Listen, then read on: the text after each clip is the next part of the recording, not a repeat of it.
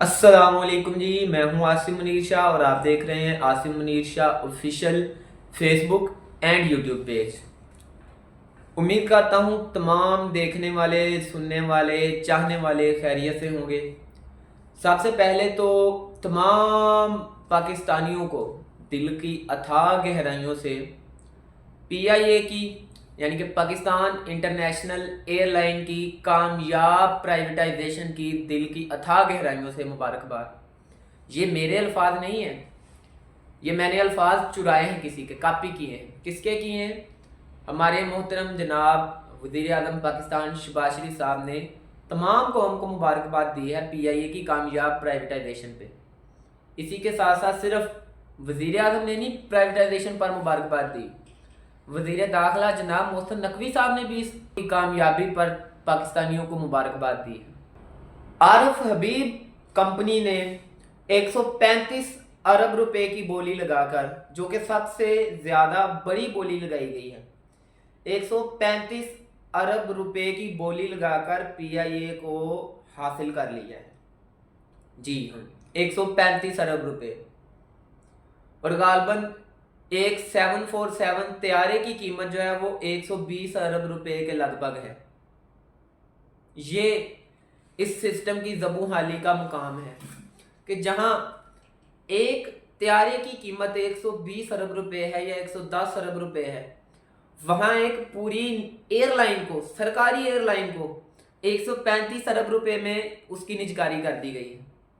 कितना अफसोस का मुकाम है। और सबसे मज़े की बात जो मैं आपको बताता चलूं कि आरफ हबीब ग्रुप ने फौजी फर्टिलाइजेशन कंपनी को वेलकम किया है कि अगर वो पार्टनरशिप करना चाहती है तो हम फौजी फर्टिलाइजेशन ग्रुप को भी वेलकम करते हैं। और इस चीज़ का हमें इंतहाई खुशी हुई है हमें कि हर मुश्किल हालात में पाकिस्तान आर्मी ने पाकिस्तान को संभाला है। अब अगर पाकिस्तान की एयरलाइन को कोई मसला दरपेश आया तो आरफ ग्रुप और फौजी फर्टिलाइजेशन ग्रुप ने मिलकर पाकिस्तान एयरलाइन को सहारा दिया, उसको बेहतर तरीके से चलाने में इंशाल्लाह वो अपना किरदार अदा करेंगे। तमाम पाकिस्तानियों को मुबारक हो।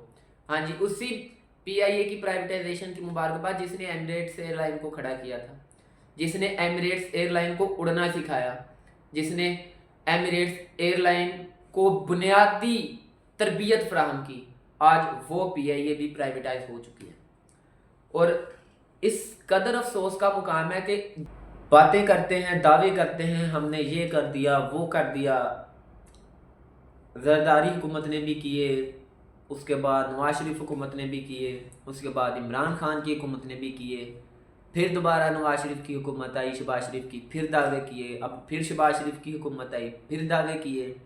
लेकिन सब दावे के दावे रह चुके कि आपसे एक एयरलाइन का इदारा नहीं संभाला जा रहा तो आप एक मुल्क को कैसे संभालेंगे? एक छोटा सा इदारा तो संभाल लें। खैर छोटा नहीं है, वो अच्छा खासा इदारा है जो 135 अरब रुपए में अब बिक चुका है।